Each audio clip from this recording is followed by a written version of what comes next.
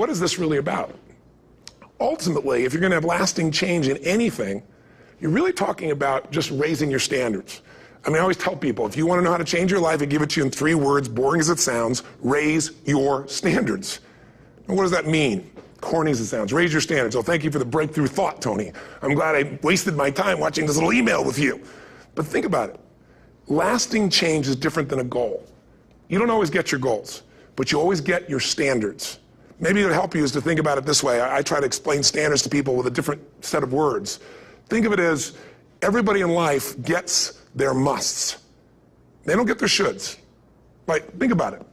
Most people have a list of shoulds, don't they? Don't you have a list of the shoulds, things you should do, you should follow through on? I should lose some weight, I should work out more, I should make more calls, I should respond more rapidly to my email, whatever, you know? I should get into the office earlier, I should be, more confident. Whatever your should list is, people love to have their should list be met, but it's kind of like New Year's resolutions.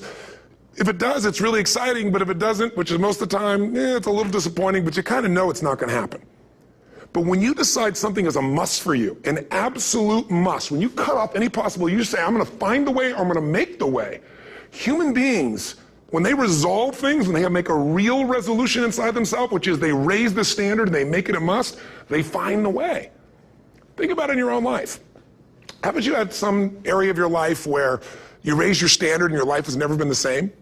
Maybe at one time in your life you smoked cigarettes, or you did something and you did it for years and you kept trying to change it, and kept telling yourself, I should.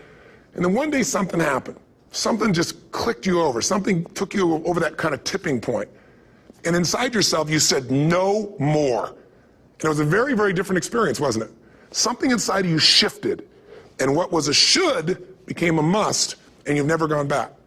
Is there an area like that in your life you can think of? Again, did you ever smoke cigarettes? Did you ever eat a certain way, drink a certain form of alcohol, and then finally say no more, and you just don't go back? And notice this, it doesn't really take any willpower anymore. Because somewhere when we make this click, when we make something a must, we attach ourselves to it.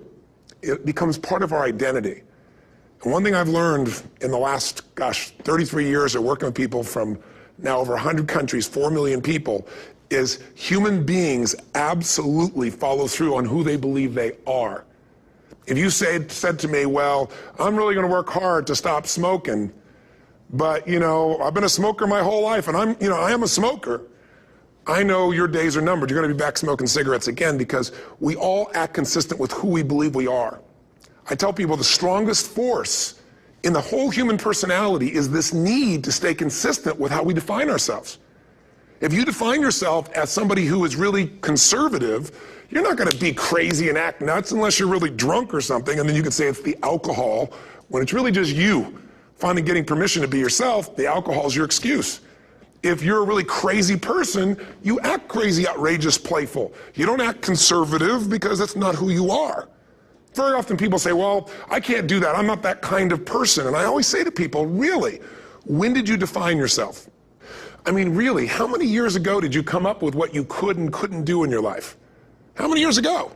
Most people, if they really look at how they're living their life today, it's based on a set of standards, a set of beliefs that they made choices about 10, 20, 30 or more years ago.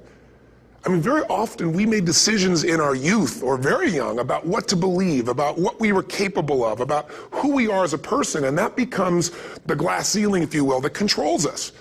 There's a corny metaphor, but it's true. I remember one time I was with my family at the circus, and there was a person there, and they had this big, giant elephant. And you look at this elephant, and they take this little rope, put it around the elephant's neck, and they drive this stake into the ground. And I mean, you look at this, and you know that elephant could rip down the entire tent with almost no effort. And yet, the elephant doesn't struggle, doesn't try. Why? Because the elephant's conditioned. And they take that elephant and condition the elephant when it's a baby elephant. That's how they train him. When it's a little baby elephant and it doesn't have the power yet, they put a big rope around it and they drive this huge stake in the ground, and the elephant fights and fights and fights. And one day, finally, that elephant decides, I'm not capable of pulling this out. And once that becomes the definition of an identity of anyone, an elephant in this case, they don't even try anymore. It's just who I am, that's how it is, that's just the way it is in my life. I'd like to ask you to take a look at any place you've got a limitation and ask yourself, when did I decide to accept that limitation? And you may not even see it as a limitation. You might see it as just that's who I am. But so often in our lives, we've adapted to be a certain way so that we don't fail or so that people will like us or respect us, but it's not necessarily who we are. Joy comes when you're spontaneous.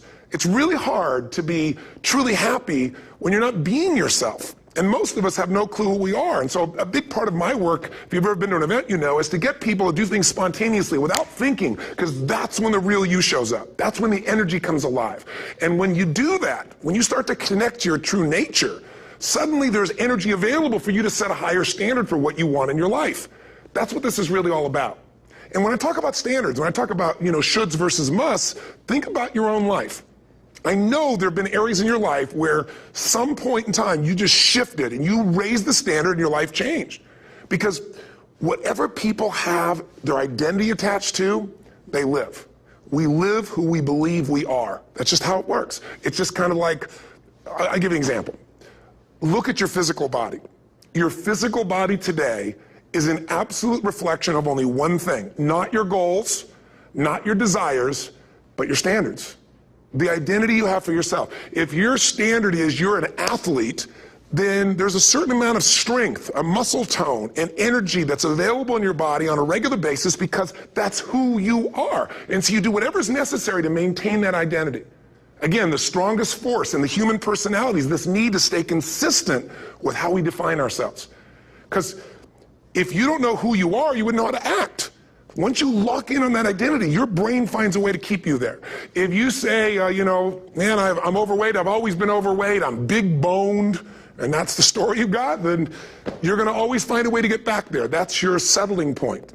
That's your identity. That's where things lock in. If you see somebody who's in really great shape, you ask them, do you work out? You know the answer. Yes. How often? And they'll tell you 3 times, 4 times, 5 times a week, whatever. In a seminar, I'll ask people, who here works out at least 5 days a week? And I'm stand up. And you look around that room, and you know that they work out 5 times a week because you can see their body. You don't just get a result without some kind of action, without some form of ritual. Ritual meaning actions you do consistently. Now, do you think those people that are out there working out 5 days a week, do they have more time than you do?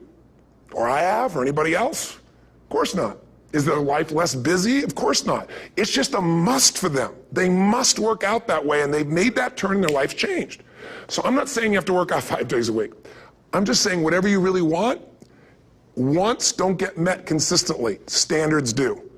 Whatever you identify, this is who I am. And so it's not so much about changing your identity as it is expanding it. Deciding that, instead of your goals to lose 10 pounds, which is not compelling, what if your vision was to get back to my fighting weight? This year, this month, this next 90 days, I'm going to transform my body. I'm going to take on a new challenge. I'm going to find some technique or strategy, there's a million of them, that can reframe myself where I want to feel younger, stronger, more vibrant than ever before. Here's my reasons. Because I want the energy to really make my life work. Because it's tough out there, and I want to be stronger than I've ever been before. I want to go in front of the mirror, and if I'm naked, not, want to laugh. I want to look there and take a good look and go, yeah, I'm proud of whatever I see there. Whatever it takes, something's going to make you laugh, smile, something's going to tease yourself, but something's going to move you to another level. If you identify yourself in a new way and you own that every day, and that becomes the standard of how you live, you'll find the way to make that standard real. Money's the same way. Think about it. It doesn't matter what's happening, quote unquote, in the marketplace. People that make money find a way to make money no matter what, don't they? I mean, most people's standard is to pay their bills. So that's what most people find a way to do, even when economic times get tough. Most people, if that's their absolute standard, they find a way. Some people's standard is pay their bills most of the time. And so most of the time they do. Some people's standard is not just to pay their bills, but to take care of their family and maybe even some of their friends. And they find a way.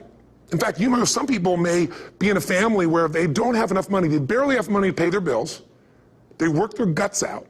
And then somebody, their mother, their father, somebody else, their sister gets ill, and there's not enough money to take care of it. Nobody else has money in the family. They don't either, but they find a way to get that money to take care of their mother or father, don't they? And pay their bills. They never could do it before. Why? The situation made them raise their own standard. And not everybody does that. Somebody else in the family might have money and still not take care of their mother. It all comes down to the inner game, my friends. Changing your life is a change in the inner game. The outside world you can't control, but you have absolute control over this one if you learn the dynamics of what shapes you. And identity is one of those simple, clear, fundamental basics that if you start to shift it, everything else will shift in your life.